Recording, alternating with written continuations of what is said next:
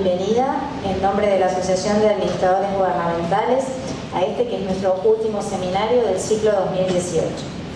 Queremos en esta jornada hacer una reflexión sobre los alcances que ha tenido este ciclo, en el cual fuimos visitados por prestigiosos profesionales, de los cuales hemos recibido diversas miradas, opiniones y experiencias sobre el rol de la universidad, los impactos de la reforma y los desafíos que implica su vigencia, así como la necesaria transformación permanente para enfrentar una sociedad del futuro sustentable desde lo humano, lo económico y lo social, y la formación de los profesionales que tendrán esa responsabilidad.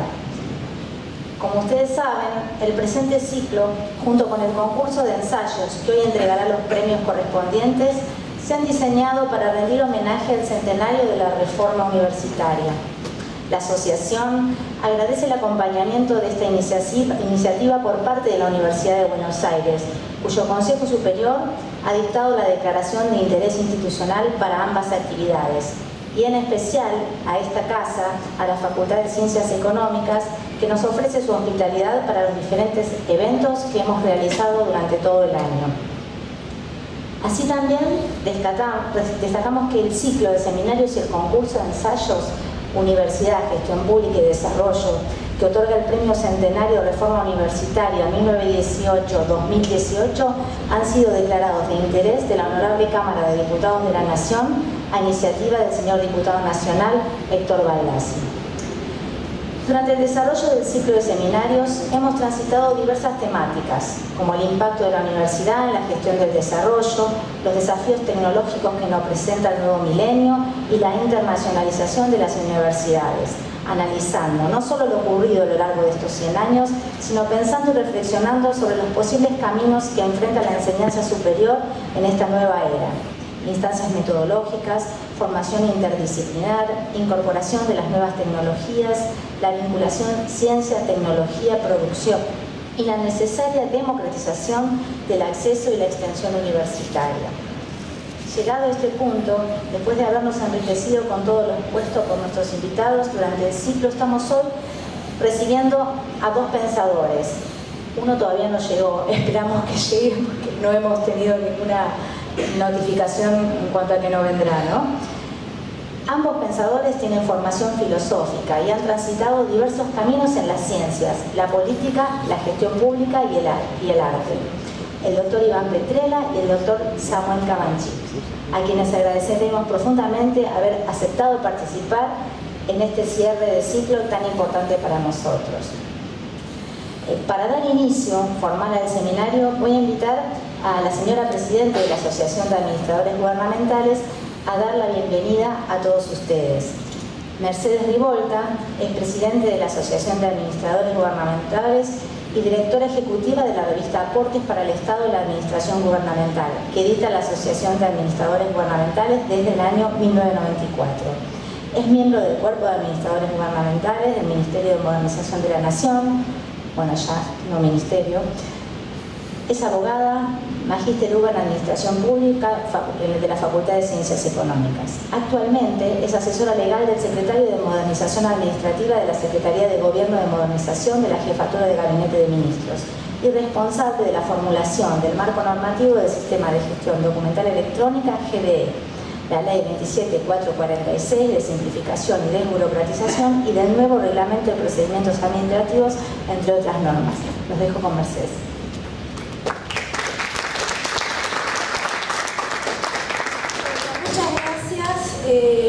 De nuevo quiero agradecer al doctor Petrella que nos acompaña y fundamentalmente a la Facultad de Ciencias Económicas y a la Universidad de Buenos Aires que nos han brindado este espacio y el auspicio y nos han acompañado durante todo este año. El Cuerpo de Administradores Gubernamentales ya tiene 33 años, comenzamos en la época del doctor Alfonsín y bueno, hemos atravesado todos los cambios de gobierno, todas las gestiones de los distintos partidos, siempre con el mismo compromiso, con la misma vocación de servicio. Creo que esta iniciativa de los seminarios acompaña el esfuerzo que hace la Asociación de Administradores Gubernamentales para generar una comunidad epistémica que piense el Estado, que piense la administración, y que a través tanto de la revista Aportes, que editamos desde el año 94, como de los Congresos Nacionales de Administración Pública, que ya llevamos 7 ediciones, que a medida que fuimos avanzando tienen más participación. En general se hacen en las provincias con mucha participación de los funcionarios y empleados de la provincia, de los municipios. El esfuerzo que hemos tratado de llevar adelante los administradores gubernamentales desde la asociación es justamente pensarnos y reflexionar acerca de estos temas, los temas de administración pública, de políticas públicas, en un marco de compromiso muy fuerte con la democracia. En algunas oportunidades uno escuchó hablar del viejo dilema política de administración, y en realidad no es un dilema. Es necesario que la administración se profesionalice, que tenga cuadros profesionales formados, que se vayan formando a medida que va avanzando la carrera. Y también es cierto que estos cuadros profesionales van a trabajar codo a codo con los funcionarios políticos, porque esa es la realidad. No hay una antítesis, no hay un dilema política versus administración, sino que entendemos los administradores gubernamentales que es un trabajo colaborativo en pos de llevar adelante las políticas públicas y con un fuerte compromiso democrático, como hemos demostrado hasta ahora. Tenemos 4 promociones, 2 que, digamos, inauguró el doctor Alfonsín y 2 que inauguró el doctor Menem. Luego no hubo más promociones y esperamos que en algún momento podamos contar con un quinto programa de formación de administradores gubernamentales. Bueno, también quería agradecer profundamente a la administradora gubernamental Cristina Solanas y a la administradora gubernamental Silvina Campisi, que se pusieron al hombro el seminario y el concurso de ensayos, y que gracias a ellas pudimos llevar adelante esta iniciativa. Así que bueno, les agradezco a todos ustedes estar acá y los dejo ya con el doctor Petrella. Doctor en Estudios de la Religión y Derecho de la Universidad de Harvard, licenciado en Relaciones Internacionales de la Universidad de Georgetown. Es autor de numerosos libros, The Future of Liberation Theology, o editor de Latin American Liberation Theology, The Next Generation, en 2005, coeditor de Theology for Another Possible World, editor ejecutivo de la serie Reclaiming Liberation Theology con la editora inglesa SCM Press y miembro del comité asesor del Journal of Race and Religion. Ha dictado conferencias en la Academia Americana de Religión, Rethinking Marxist International Gala Conference, en la Asociación de Filosofía Radical, en el Foro Mundial de Teología y Liberación y en la Asociación de Estudios Latinoamericanos. Sus áreas de especialización son la relación entre filosofía y religión y violencia, y religión y política. Actualmente se desempeña como director del programa Argentina 2030 de la Jefatura de Gabinete de Ministros de la Nación. Bueno, es un honor tenerte aquí con nosotros, queremos escucharte, queremos aprovecharte en toda tu experiencia y todos los conceptos que podés darnos y orientarnos. No, gracias a vos por la invitación y a todos ustedes por estar acá. A ver, hablaré, supongo, unos 20 minutos, no sé si alguien controla el tiempo, pero háganme, si me paso, avísenme. Y de nuevo, gracias por la invitación. A ver, voy a empezar enmarcando mis comentarios con la idea del 2030, ya que a mí hoy el gobierno me toca manejar un programa que se llama Argentina 2030. Soy malo para la matemática, pero faltan 12 años para el 2030. Y si miramos 12 años hacia atrás, sería en el año 2006, y vemos que ocurrieron enormes cambios en estos últimos 12 años. En el año 2006, por ejemplo, no tanto tiempo atrás para la mayoría de nosotros, no existía el iPhone, no existía el iPad. En el año 2006 no existía Kindle, no no existía Uber, no existía Airbnb, Android, Spotify, Instagram, Snapchat, no existía WhatsApp. No sé cuántos de ustedes usan WhatsApp o alguna de estas herramientas todos los días, seguramente la gran mayoría. Y Facebook recién se había lanzado en febrero del 2006.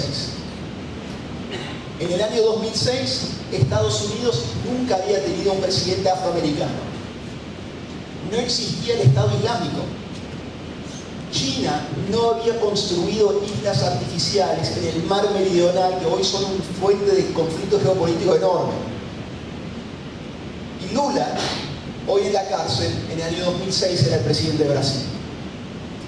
CRISPR, si escucharon hablar, la tijera genética que se descubrió hace un par de años que promete revolucionar la medicina, no existía. Fake news era un oxímoron y Donald Trump era la estrella de un reality show. Estos cambios, entre otros, presentan hoy a nosotros y a las universidades desafíos transversales que abarcan gran parte de los aspectos de nuestra sociedad, desde lo productivo a lo técnico, lo educativo y lo ético, hasta también las relaciones internacionales y cómo entendemos la democracia. Y quiero dar algunos ejemplos de esto y reflexionar un poquito sobre estos elementos. El primer punto, supongo, es que tenemos que ayornar nuestro pensamiento. Habrán leído, supongo, o escucharon hablar del libro El Principito. Antoine Saint-Exupéry también tiene unas memorias que son geniales y en un momento sus memorias dice: reflexionando sobre el mundo cambiante en el cual me toca vivir, para entender el mundo de hoy estamos usando el lenguaje hecho para el mundo de ayer. Los conceptos de un mundo antiguo para entender un mundo nuevo. Y esto es algo que quiero sugerir. Vemos en mucha de nuestra discusión pública. Y ahí las universidades también tienen un rol fundamental en cómo enmarcás la discusión pública. Doy un ejemplo solamente entre varios. La dicotomía entre industria por un lado y actividad agropecuaria, con la cual muchas veces discutimos el desarrollo de la Argentina, es una distinción, si uno lo mira globalmente en los debates globales que se dan en el mundo, absolutamente anacrónica. Es un remanente del siglo XIX y del siglo XX en el siglo XXI. Hoy, lo digo así de manera simple y cruda, es un mito que los productos agropecuarios, como la soja o la palta, son simplemente primarios. Todo lo contrario, requieren desde antes del cultivo hasta después de la cosecha procesos tecnológicos muy sofisticados. Hoy una palta, hoy el trigo, puede tener más tecnología y más know-how, como dicen en Estados Unidos, ¿no? Conocimiento, que un auto. Alexis de Tocqueville, si nunca leyeron, recomiendo su libro Democracia en América, uno de los clásicos de la teoría política y la sociología. Escribe ahí que se necesita una ciencia política nueva para un mundo que en sí es también bastante nuevo. Esto lo escribía Tocqueville mientras recorría Estados Unidos, ese gran experimento democrático que él venía desde la Francia a conocer, maravillado y anonadado por esa nueva democracia estadounidense, algo que no se conocía en el mundo, ¿no? Hay que entender también que la democracia como sistema de gobierno es tremendamente nuevo en términos históricos. Y el mundo al cual estamos entrando hoy, con los cambios tecnológicos que vemos, requiere, tal como lo hizo en la época de Tocqueville, una nueva mirada de lo político. El gran debate del siglo XX giró alrededor de esta pregunta: ¿cuánto de nuestra vida en sociedad debería estar determinado por el Estado y cuánto por el mercado y la sociedad civil? La gran mayoría de los países del mundo tienen esta pregunta resuelta. Yo en la Argentina tal vez todavía no.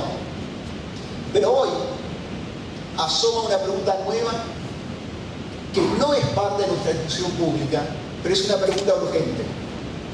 ¿Cuánta de nuestra vida en sociedad y también de nuestra vida personal, nuestra vida íntima, debe ser dirigida y controlada por sistemas digitales, algoritmos? ¿Y en qué términos?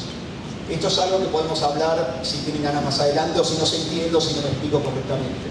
Pero esta pregunta, según muchos politólogos y filósofos, es la gran pregunta del siglo XXI. La pregunta que va a marcar si la democracia pasa a ser una especie de esclavitud y servidumbre algorítmica o si seguimos siendo libres dentro de la sociedad que supuestamente nos autogobernamos. John Stuart Mill, gran filósofo utilitario inglés: no son posibles grandes mejoras en la suerte de la humanidad hasta que se produzca un gran cambio en la constitución fundamental de sus modos de pensamiento. Ya les dije, o ya quise sugerir, que tenemos que allanar nuestro pensamiento y que las universidades tienen un rol clave en esa actualización. Necesitamos en Argentina tener nuevas conversaciones y traer ideas nuevas a las conversaciones que ya tenemos. Necesitamos desarmar los prejuicios ideológicos que cargamos y actualizar los conceptos con los cuales miramos al mundo y con los cuales también entendemos nuestras posibilidades dentro del mundo. Y en el programa Argentina 2030 tenemos dos ejes centrales de trabajo que recorren esa demanda que vemos. Por un lado, el eje del futuro y por el otro lado, el eje de la democracia. Y creemos obviamente que van entrelazados, que van de la mano. Futuro, entonces. Doy como ejemplo uno de los temas que está de moda, que más sale en los medios: la inteligencia artificial. Y el desafío que genera en relación al empleo, seguramente lo conocemos, ¿no? Esta idea que la inteligencia artificial viene y que van a desaparecer los trabajos, los robots se van a tomar el trabajo que tenés, etcétera, etcétera. Ese es el que más conocemos, porque sale en los medios. Pero el desafío en relación a la educación es un poco menos conocido. Hoy en el mundo se está dando una discusión urgente alrededor de la pregunta: ¿en qué consiste una educación a prueba de robots? Como un chaleco a prueba de balas, ¿no? Una educación a prueba de robots. ¿En qué consiste eso? Y tenés muchas posturas. En Estados Unidos hoy hay universidades importantes que están cerrando carreras como filosofía, antropología, literatura. Yo vengo de la filosofía, o sea que a mí eso no me gusta.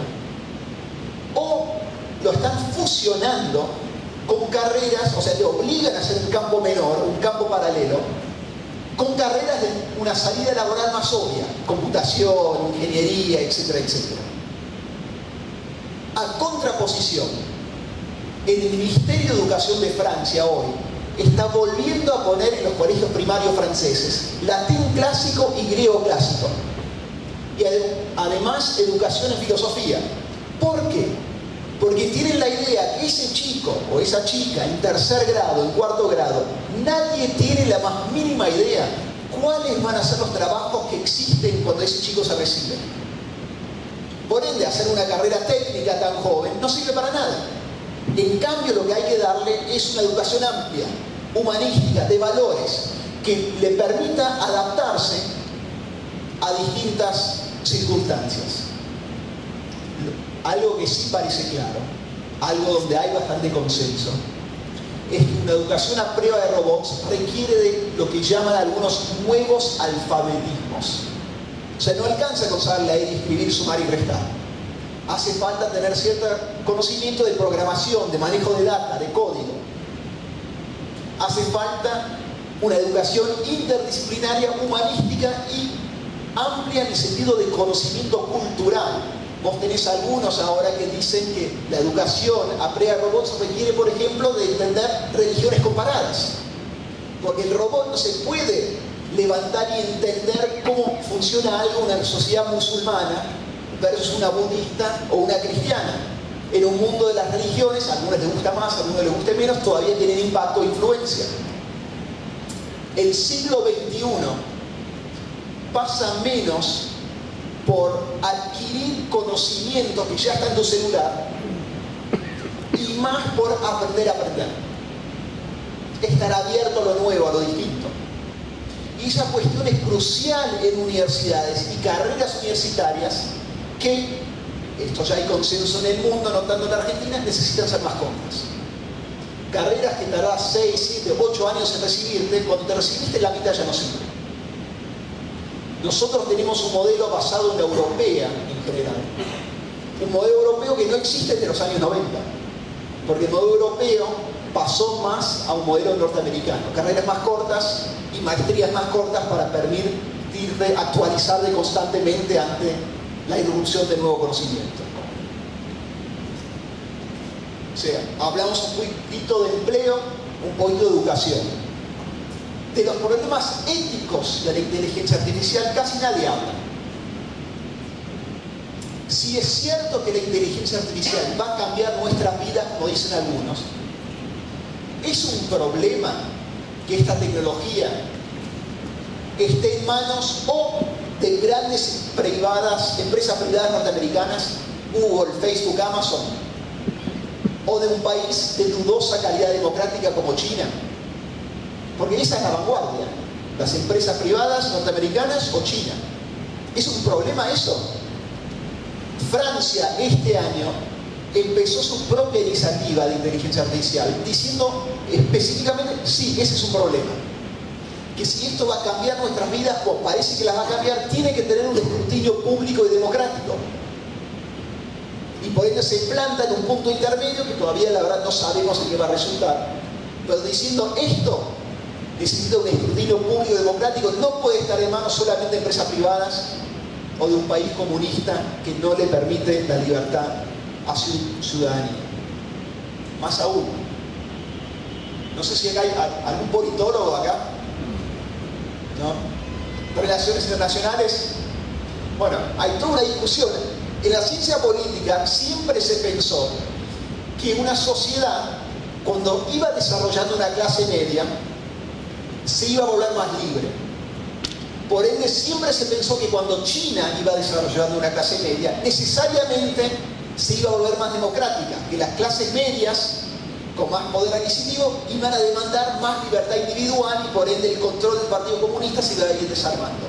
Eso siempre se pensó. Bueno, resulta que ahora, con la inteligencia artificial, eso ya no es tan así. Porque vos tenés en China y en otros lugares modelos de reconocimiento facial. ¿Están siguiendo esta discusión? De reconocimiento facial y de ranqueo y puntaje de la ciudadanía en cuanto a crédito, comportamiento, en redes sociales, etc., que permiten que vos puedas desarrollarte económicamente manteniendo un control absoluto y férreo de tu población sin tener que recurrir a los militares y la policía, ¿no? Es el panóptico de Foucault hecho realidad. Entonces, por eso, bueno, me salté, es el problema cuando uno arma una presentación con imágenes y nunca lo dio antes, ¿no? me salté algo. Entonces, hoy vos tenés algunas personas que dicen que la gran puja geopolítica del futuro es la puja entre democracias republicanas liberales y algo nuevo, algo que no se conocía hasta hace 2 años atrás, autoritarismos digitales. Entonces la pregunta es, ¿cómo reinterpretamos la tradición nuestra de educación común, laica, gratuita, obligatoria en esta nueva realidad? Ante estas nuevas realidades. Lo dejo como pregunta. Democracia. Esto me lleva a mí, me interesa saber qué piensan ustedes. A lo que sugiero es un déficit en nuestro pensamiento democrático que tenemos que corregir. Cuando pensamos en la democracia en Argentina, realmente pensamos en que la consolidamos. Y cuando llega el momento de votar, hablamos de la gran fiesta de la democracia. ¿No? ¿Escucharon eso? En los medios, etcétera. Bueno, de manera consciente o no, estamos diciendo que la democracia son elecciones y la ausencia de golpes de Estado. Nuestra vara para la democracia, de manera consciente o inconsciente, sigue siendo la dictadura, sigue siendo una mirada hacia atrás. Y hay que dejar de hablar de consolidación democrática. van 30 y pico de años, y empezar a mirar hacia adelante, empezar a pensar en cómo profundizamos la democracia, cómo la mejoramos y cómo la entendemos no solamente como elecciones, no solamente como instituciones, sino también como una cultura. La idea de la cultura democrática, que la democracia también es un sistema de valores, de actitudes y de conductas que son la base de las instituciones, sin las cuales las instituciones no funcionan. Tenemos que empezar a hablar de cultura democrática, y doy un ejemplo que lo tomo de un gran economista venezolano, director de la Escuela de Desarrollo Internacional de la Kennedy School de Harvard, que habla del sentido de nosotros. En la Argentina, ¿quién es nosotros? ¿Quién está dentro y quién está fuera de ese nosotros?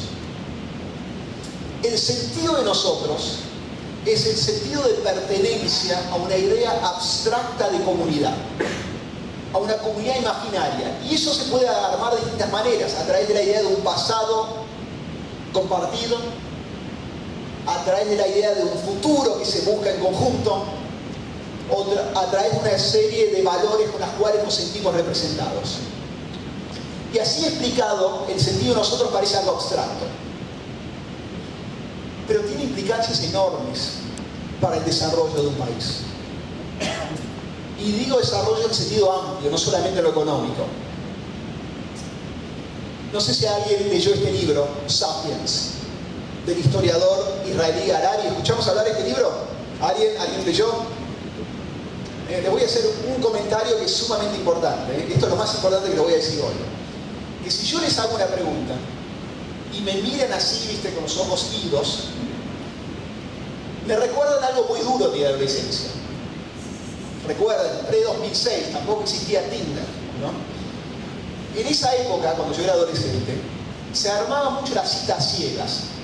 Un amigo conseguía una chica, yo nunca, siempre el amigo, y esa chica traía a otra chica y salían a cuatro. Entonces ibas a estas salidas, citas ciegas, te sentabas en el bar, hablabas con la chica, y a los 5 minutos te dabas cuenta que la chica no te estaba mirando a vos, estaba mirando a algún punto en el horizonte. Si yo les hago una pregunta y no me contestan, se me vuelve a armar ese nudo en el pecho que se me armaba en ese momento, que yo tenía reprimido, pero ahora surgió.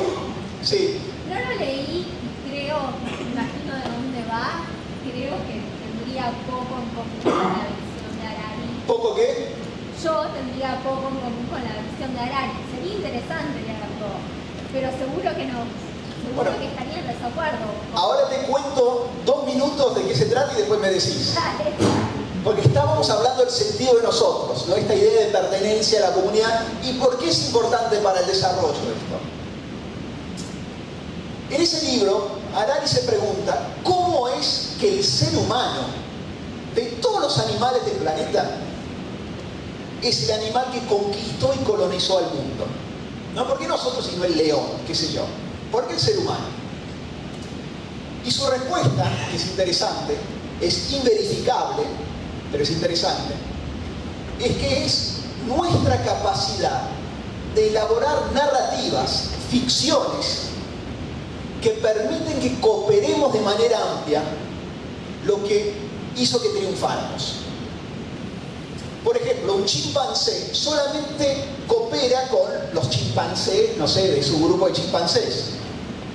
El ser humano, en cambio, genera ficciones, dinero, religión, Estado-nación, que permite que vos cooperes con personas que no conocés de manera mucho más amplia. Un ejemplo obvio, el nacionalismo. A ver, Italia, antes de ser Italia, era un grupo de principados y ciudades que competían entre ellos. Con el surgimiento del nacionalismo, de repente Italia es Italia y millones de personas que no se conocen pueden cooperar porque tienen una ficción en común. ¿Me explico? Esa capacidad de forjar narrativas que forjan al mismo tiempo un sentido de nosotros, una comunidad imaginaria es, según Harari, lo que explica el triunfo del ser humano en el mundo. Y esto explica para mí dos datos absolutamente impactantes de la realidad argentina. Impactantes y tristes. El primer dato es económico. ¿Economistas acá? Cuando pensamos en el atraso relativo argentino, generalmente los economistas, y de nuevo, no soy economista, tengo la filosofía, pero hablo con muchos economistas, muchas veces te hablan que parte de nuestro problema, parte importante de nuestro problema, te dicen, es la productividad. Y esto se ve mucho en programas económicos, periodistas económicos. Somos poco productivos. Y es cierto, tenemos baja productividad. La nuestra, por ejemplo, es 1/4 de la de Singapur. Y esto te pega por la falta de exportaciones, que te pega por las crisis cambiarias. Es un problema real. Pero el dato impactante es que, a pesar de nuestra relativa baja productividad, si desde la vuelta a la democracia, si desde el año 1983 hasta el año 2016 hubiéramos crecido como creció Uruguay, hoy tendríamos el PBI per cápita de España. Y si desde el 83 hubiéramos crecido como creció Chile, hoy tendríamos el PBI per cápita de Finlandia. O sea, en el caso chileno, país ultra desarrollado, entre los más desarrollados del mundo.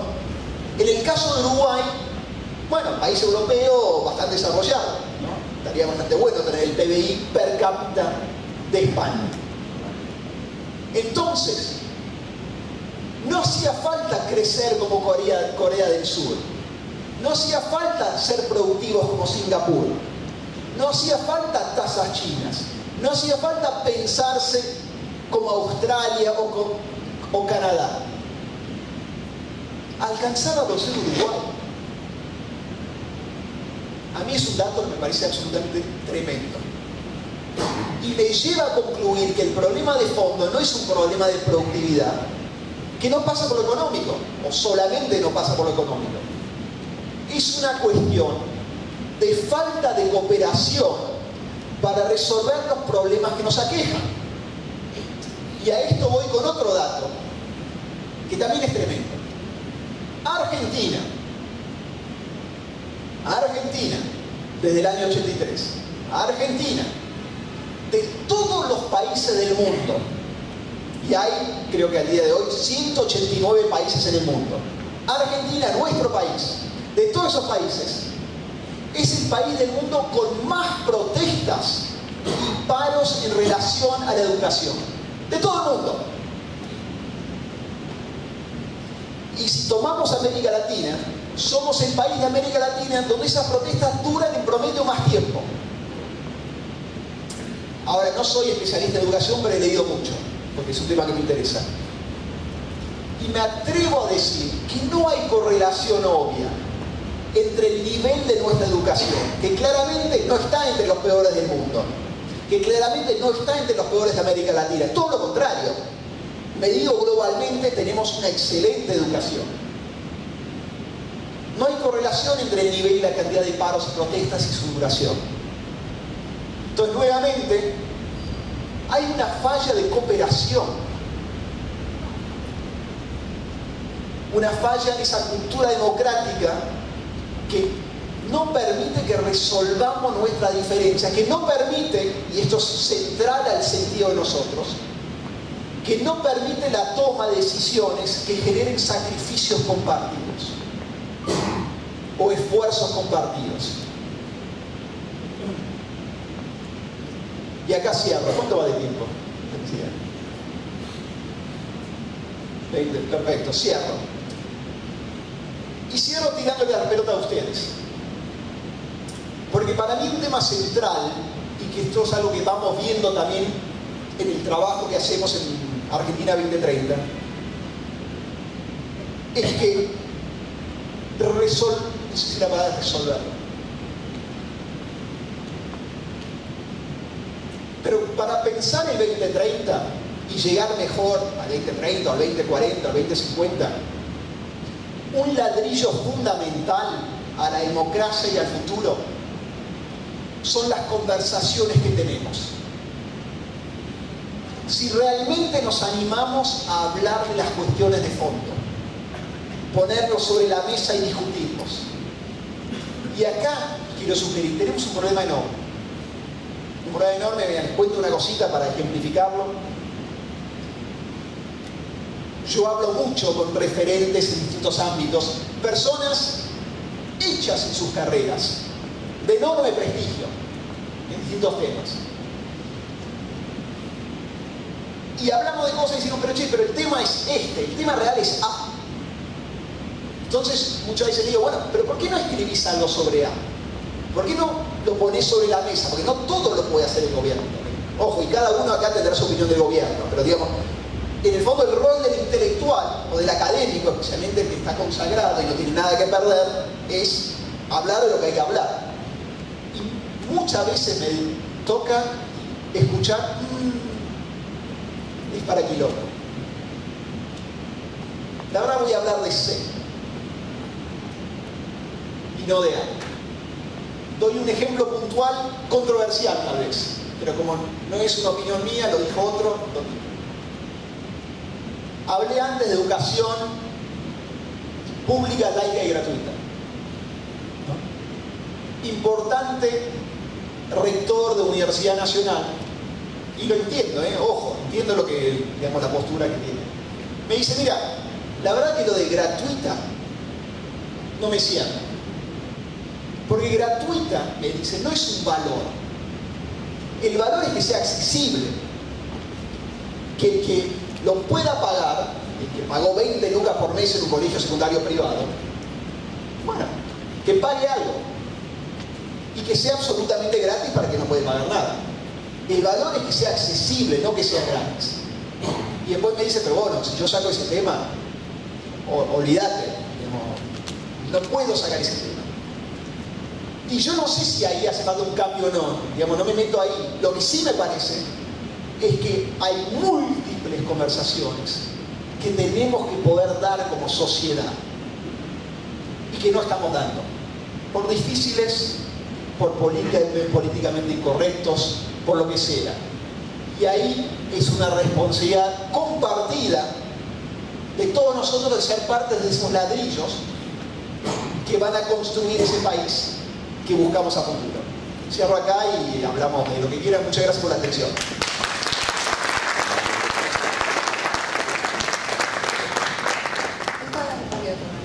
Bueno, vamos a dar paso al conversatorio. A ver, vamos a hacerle preguntas a Iván, aprovechar lo que tenemos acá. Sí, allá tenemos uno. Entonces, la pregunta yo la dije, ¿qué tipo de democracia tenemos si solo la podemos ejercitar cuando vamos a las urnas? Pero bueno, obviamente, claramente mi posición es opuesta a la de este gobierno y opuesta a la del gobierno anterior también, así que no es que... A pesar de eso tenés estás usando una camisa amarilla. Casualidad, claramente. No, te hago 3 comentarios. Ojo, a ver, mis comentarios no tenían que ver con la coyuntura, obviamente, donde uno puede discrepar de muchas cosas. En relación al primer punto, obviamente, para mí estoy de acuerdo, podríamos entrar en una discusión de políticas públicas, pero el gobierno lo tiene muy claro y trabaja en ese sentido, de entender que también uno no quiere exportar solamente soja o aceite de soja, quiere elaborar ravioles, jugo, etcétera, etcétera, ¿no? Pasar obviamente a exportaciones más complejas. Pero igual, es un error pensar que hoy el trigo es simplemente trigo. Digamos, está modificado de distintas maneras, es resistente a la sequía, hay muchísimos patentes argentinos que tienen que ver con el desarrollo y todo eso, digamos, no es simplemente una materia prima. Lo cual no significa que eso no se puede elaborar más y hay que trabajar en ese sentido. En el segundo instancia, el CONICET, un comentario nomás. yo vengo de la filosofía, no sé qué voy a hacer, ¿viste? Cuando se termine este paso por el gobierno. Obviamente la academia me interesa, etcétera, etcétera. Pero al mismo tiempo, creo que es potestad de un gobierno y de un Estado de tomar una decisión en relación a qué campos cree que hace falta para el futuro del país. Y uno puede discrepar con eso, obviamente, pero todo proceso de selección implica cupos y porcentajes de un lado para el otro. Y uno puede discrepar, pero no me parece antidemocrático decir, mirá, me parece que vamos a poner estos años más fichas en ABC en cuanto a rubros de investigación y menos fichas en DEF. Uno puede discrepar en dónde están puestas las fichas, pero no me parece una decisión antidemocrática del gobierno. Manuela, esos dos comentarios en relación a lo que dices. Sí, respecto de lo de inteligencia artificial, nosotros en el Ministerio de Modernización estamos trabajando en la implementación del sistema de gestión documental electrónica y en 3 años pasamos de una gestión del siglo XIX en papel a una gestión del siglo XXI 100% digital. Y estamos trabajando también en unos primeros pasos de inteligencia artificial para la gestión pública, digamos, ¿no?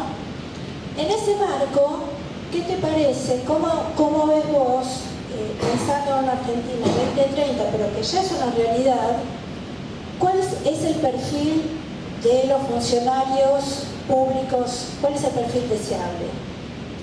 Estamos de acuerdo en el tema de la meritocracia, pero como que hasta ahora no ha habido un debate y tampoco una puesta en acción de lo que es la profesionalización del funcionario público. Digo, y más allá, ya estamos hablando de inteligencia artificial, ya está, es hoy, no es que es el futuro. Para nosotros ya es hoy.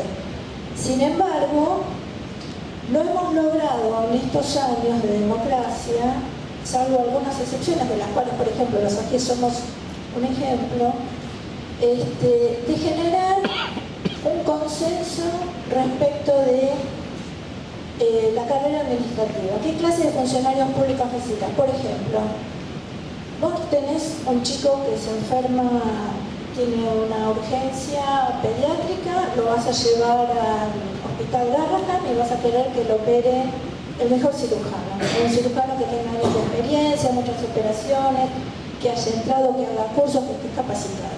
Ahora, esa percepción de la profesionalidad no está reproducida en lo que es la gestión diaria del sector público.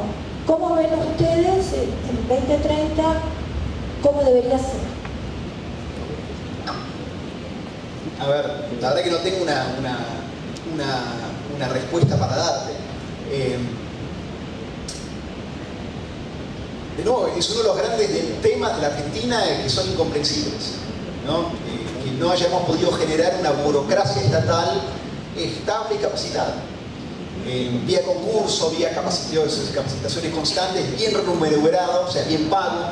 Digamos, a mí me choqueó, yo no tengo tanta experiencia dentro de la política, ¿no? Digamos, en relación a algunos es relativamente reciente. Eso, para alguien que viene de otro campo, de otro rubro, sea sector académico, en mi caso, o privado, entrar al Estado y ver los distintos tipos de contrataciones, todas medias raras que existen, claramente ya te demuestran un problema, ¿no?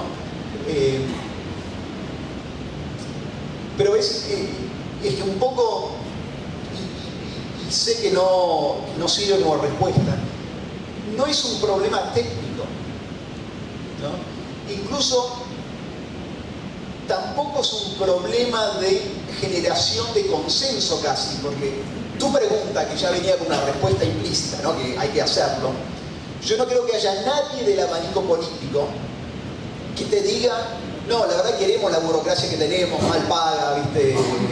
5 curos, todos te van a decir lo mismo. ¿Por qué no lo hacemos? ¿No? ¿Por qué no se logra?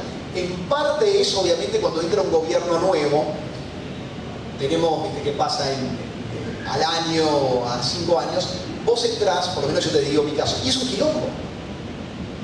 Digamos, yo entré, mis primeros 2 años fueron el Ministerio de Cultura. Entré al Ministerio de Cultura y era un quilombo. digamos, pilas de expedientes que habían dejado sin firmar, recibos que no existían, pagos que no podías trazar. Digamos, es un quilombo tal que vos te pasás 2 años resolviendo los despelotes. En parte porque si no lo resolvés vas a ir vos en cana por alguien que hizo de otra persona.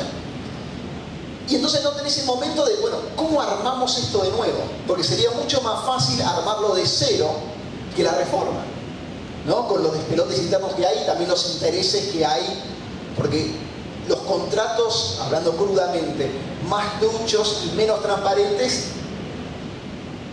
por algo están, ¿no? Y a alguien se lo está sacando. Mira, ya que surge en relación al, digamos, el ejemplo que tengo para esto, pero de nuevo no es una respuesta. Hace un par de años escucharon hablar de los hooligans. Bueno, las barras bravas inglesas, ¿no? Alguna vez el fútbol inglés fue el fútbol más violento del mundo. Hasta que ocurrió la tragedia de Hillsborough. 1989, 96 muertos en una cancha de fútbol, ¿viste? Una barbaridad. Y ahí hubo una reacción. Se cambió y hoy el fútbol inglés es lo que se ve. La Premier League es espectacular, ¿viste? Todo, bueno, canchas sin alambrado, ¿viste? Jugadores carísimos, genial. Hace un par de años tuve la oportunidad de cenar con el tipo que implementó las reformas. Y como soy obsesivo, me puse a leer mucho porque éramos él y yo. Entonces le quería primero tener un tema de conversación y después estudiar el tema. Encontré algo que me choqueó entre la semana que lo leí y hasta me junté con él. Que fue 4 años antes del 96, de los 96 muertos, en otra cancha en el fútbol inglés, mueren 56 personas. Entonces yo le quería preguntar, Chris Whaley se llamaba, eso me contó, dio una presentación en la AFA, estaba Julio Grondona vivo todavía, Julio Grondona en primera fila, ¿estuviste? En primera fila, mi hijo se quedó dormido a los 10 minutos. Entonces le quería preguntar, ¿cómo es que reaccionaron en el 89 con 96 muertos y no 4 años antes con 56? ¿Por qué un año sí y otro año no? ¿Era solamente acumulación de cadáveres o era otra cosa? Y la respuesta que me dio, no me olvido más. Porque me dio una respuesta que es muy fácil desde la idea, pero muy difícil en la práctica, en la implementación. 2 oraciones. Me dijo, textual. No tengo respuesta, simplemente no se hizo. Simplemente no se hizo es, bueno, hay que hacerlo. Todos sabemos que hay que hacerlo. Pero hacerlo es tremendamente difícil.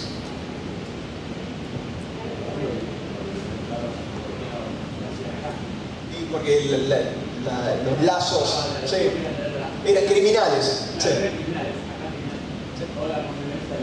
Sí, del sector político. Y la otra cosa que me dijo, me acuerdo en esa cena, es que en el Reino Unido a nadie se le ocurría sacarse una foto con un hooligan. ¿Viste? Qué bueno acá la foto con el capo hooligan de, no sé, de Manchester United. Mientras acá, para algunos sectores, el capo de la barra brava, etc., se sacan fotos, es medio un ídolo, digamos. Acá tengo otra pregunta. Mucho trabajo por delante. ¿Qué tal? Buenas tardes. En principio, agradecer al doctor Petrella su presentación. Creo que uno de los puntos más interesantes, por lo menos que me llevo para reflexionar, es la tensión con la que habría entre conceptos del siglo XIX, del siglo XX y realidades del siglo XXI. Y en esa clave me parece que es una clave muy interesante para trabajar. De hecho, viniendo de la historia y desconociendo filosofía, más allá que las materias, algunas de las optativas que andaban dando vuelta me sonaba ahí alguna cosa de la fenomenología del espíritu o alguna cosa también de los cuadernos de la cárcel. Supongo que lo que me dan ganas de preguntar es si a esta altura también no estamos en condiciones de empezar a pensar un grave problema que tenemos, me parece grave problema visto desde la historia, que es el retraso de conceptos rectores a esta altura. Aprovecho que usted se especializa en filosofía de la religión, conceptos rectores a nivel casi teológico como el mercado. Si no estamos en condiciones también de empezar a pensar otras realidades alternativas, entendiendo que hay poderes políticos en el mundo malos, con todas las falencias conocidas y con todas las que todavía falten por conocer.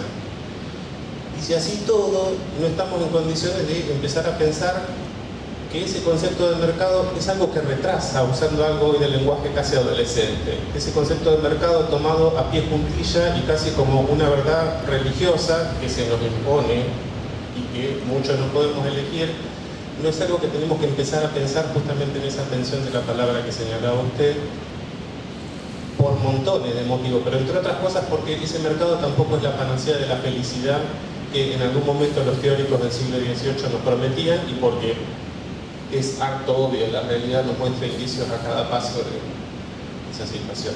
Creo que quizás sería un punto interesante agregar, sobre todo en Argentina, donde por lo menos si no tengo mal registro desde Onganía en adelante, el concepto de mercado y de asociación a las políticas locales, a espacios mercantiles importantes como integración del mundo, viene siendo casi una suerte de mantra, de política rectora de cualquier tipo de gobierno, y bueno, con las consecuencias del caso también discutibles independientemente de las posiciones que uno tenga al respecto. Y desde ya agradecerle su presentación. Gracias por tu pregunta. Decime si te entendí incorrectamente y te vas a dar cuenta con mi respuesta si te entendí correctamente o no. A mí la palabra mercado es una palabra que no me gusta mucho, especialmente cuando se usa desde la izquierda, y te digo por qué.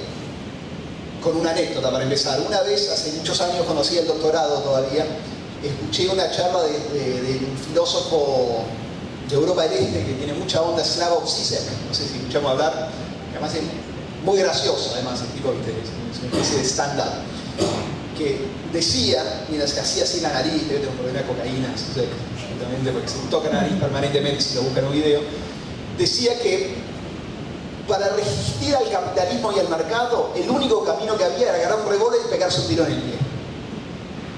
¿Y qué quería decir con eso? Quería decir que la única manera de resistencia al mercado era hacer algo absolutamente improductivo, ¿no? Una especie de rebelión improductiva, porque si no todo lo demás termina siendo subsumido en el mercado. Ahora, ese comentario de Žižek, que si lo digo yo parezco un boludo, cuando lo dice Žižek parece que tiene mucha onda, para mí es un problema. ¿Por qué? Porque un problema desde la izquierda es que generalmente se usa la palabra capitalismo o mercado de manera muy abstracta.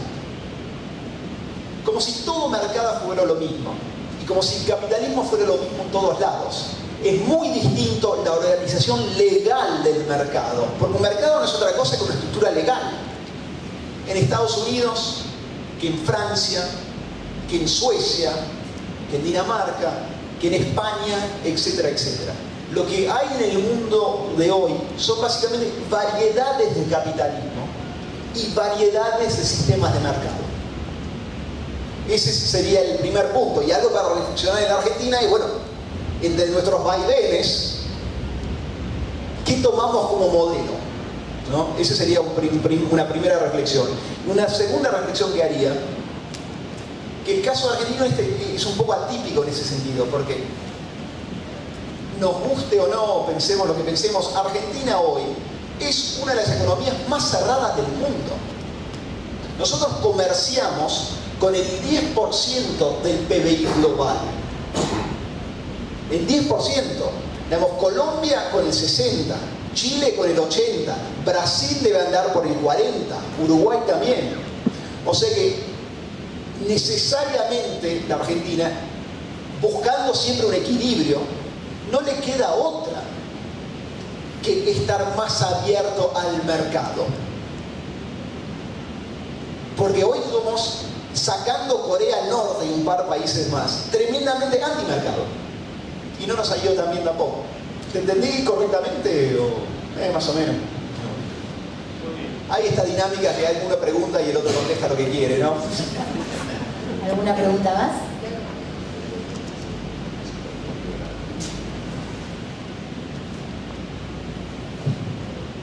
¿Qué tal? Volviendo al tema universitario y tomando esto de tener conversaciones que a veces están mal visto tener. Hace poco, el periodista Slotoviaje, identificado, lo que uno identifica con el progresismo, planteó un debate bastante polémico sobre establecer cupos en las carreras universitarias, específicamente en carreras que planteaba tenían poco valor agregado, como filosofía, sociología y demás. Fue un debate bastante interesante. Quería saber qué opinabas de esto, que el Estado regule las posibilidades de cada estudiante de elegir las carreras que quiera hacer. Y bueno, pero igual, a ver, el Estado no lo puede regular, ¿no? Las universidades son autónomas, etcétera, etcétera, digamos, no es un rol que le toca al Estado. Para mí ahí el problema es que, de nuevo, en la Argentina, según tengo entendido, no es que tanta gente estudia filosofía. Digo, no son tantos. Muchísima gente estudia Derecho. ¿Cuántos de ustedes son estudiantes de Derecho?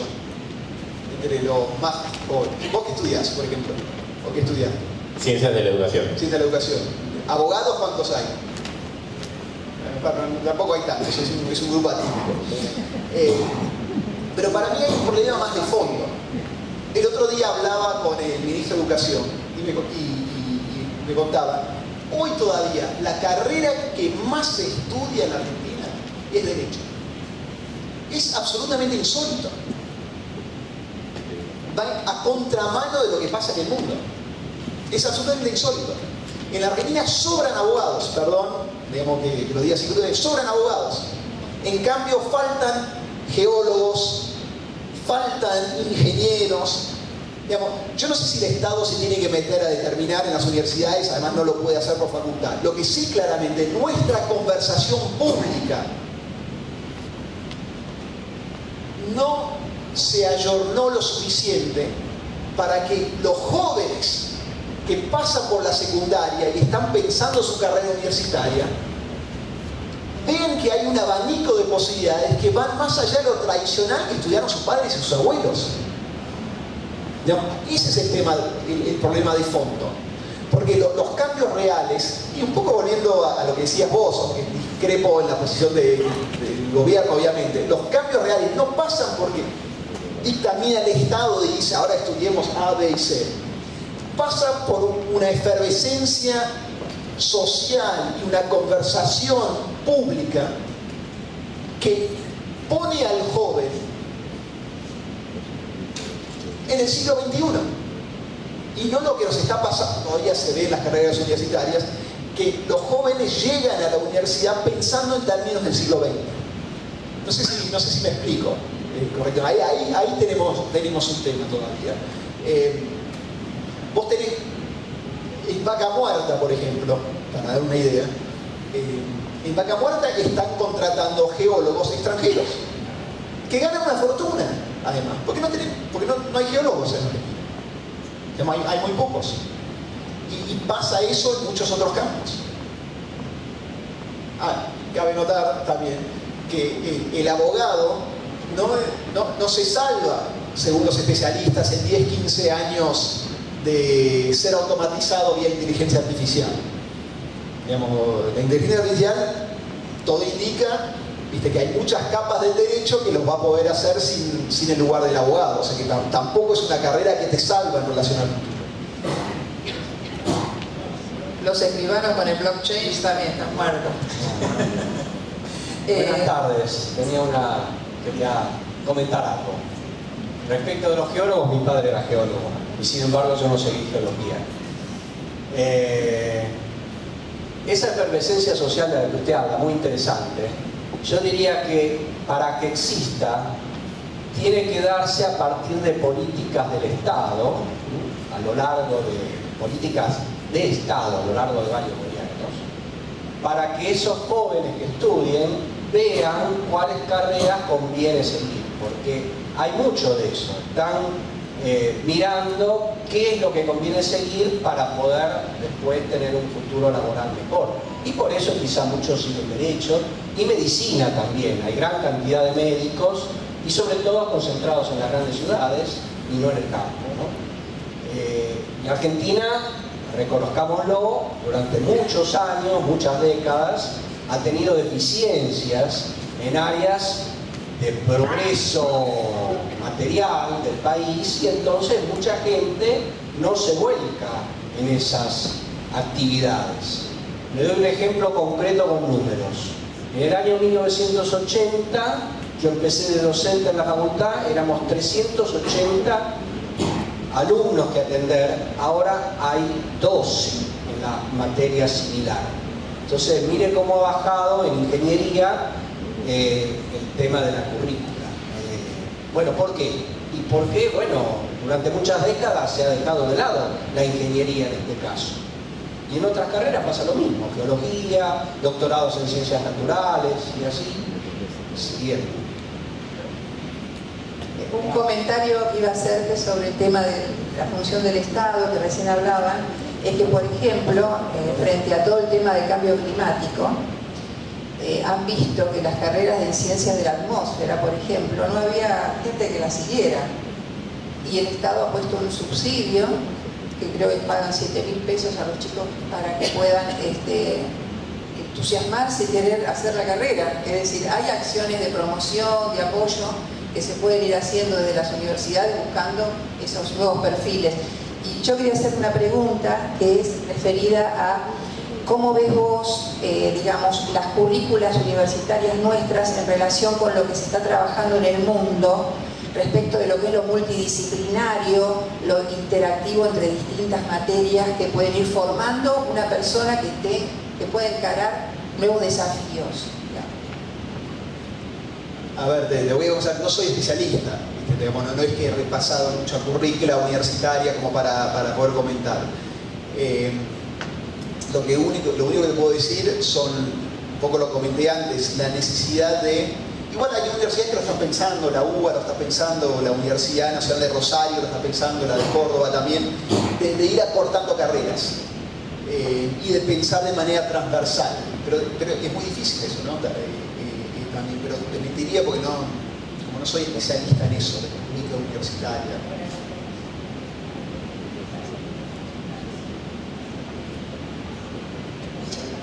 No, a ver, claramente, eso está muy claro. A ver, en toda la discusión esta que hablábamos antes de esta educación a prueba de robots, algo central que surge en esas conversaciones entre los especialistas en todas partes del mundo es la idea de que el ser humano, nosotros, tengamos algo que llaman flexibilidad cultural, ¿no? Algo que en teoría la máquina no tiene, ¿no? Y la capacidad de trabajar con personas que vengan de distintos ámbitos, que vivan de manera muy distinta a nosotros, poder adaptarse también a escenarios muy distintos, eso es central. Incluso hay, mencioné, digamos, algunos que argumentan que hace falta una materia de religiones comparadas, que la filosofía vuelve a tener importancia, porque da un pensamiento como más del bosque, ¿no? Lo que hoy, por lo menos, lo que la inteligencia artificial, entre comillas, lo que la máquina permite es el análisis de los árboles, de una manera mucho más profunda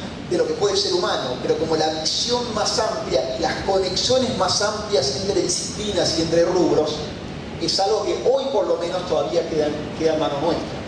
Y otra cosa, la inteligencia artificial solamente es tan buena como la información que alimentan las computadoras, ¿no? Digamos, no es que opera solo. Y esa información la damos nosotros. Y los criterios para evaluar esa información no son criterios técnicos, son criterios humanísticos y éticos. Porque si no, lo que termina pasando, y hay muchísimos ejemplos de esto, es que los prejuicios sociales humanos pasan a la máquina. Habrán visto el caso de la tecnología de reconocimiento facial de Google, que aparecía un afroamericano y decía que era un gorila, ¿no? Ahora, decía que era un gorila no porque eran racistas los tipos que lo ponían, sino porque no había, porque todo el mundo de la tecnología son básicamente hombres blancos, ¿no? Esto está estudiado, son todos hombres blancos. No había un afroamericano ahí que decía entre las palabras que la máquina tenía que poder eliminar. No, pará, eliminemos gorila porque puede ser para quilombo. ¿no? Digamos, no había nadie que pensara que podía ser un problema, que eran todos blancos. Entonces, esa noción ética, humanística, es fundamental el desarrollo de esto, porque además lo que pasa, si yo hablo con vos, o hablo con vos, sos un ser humano, soy un ser humano, suponemos que algún prejuicio tenemos, algún sesgo, etcétera, etcétera. Pero cuando es la máquina, suponés que es neutral, suponés que es objetivo.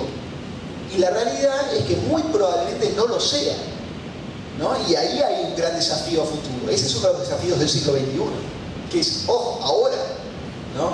Porque esto es lo que pasa mucho, lo vemos en Argentina 2030, muchas de las conversaciones que tenemos en el marco del programa, que parecen en el contexto de lo que uno ve en Intratables, o de lo que uno ve, no sé, en cualquier programa político que vos quieras mirar, parecen conversaciones de ciencia ficción. En realidad son conversaciones coyunturales. En todo el mundo están hablando de eso. Somos nosotros los que estamos desfasados, ¿no? Y eso es un tema a remediar. Che, acá, entre comillas, está mi dirección de correo electrónico. Eso me llega a mí directamente. Si alguien me quiere escribir sugerencias, ideas, comentarios, más que bienvenido. Cualquier momento, por ejemplo, si me escriben un sábado a la noche, mejora mi vida social. Bueno, un aplauso para Iván. Te vamos a dar ahora un diplomita y un librito para que te lleves, para que tengas así. Ah, buenísimo. Entonces, le pedimos a Mercedes para la foto que te...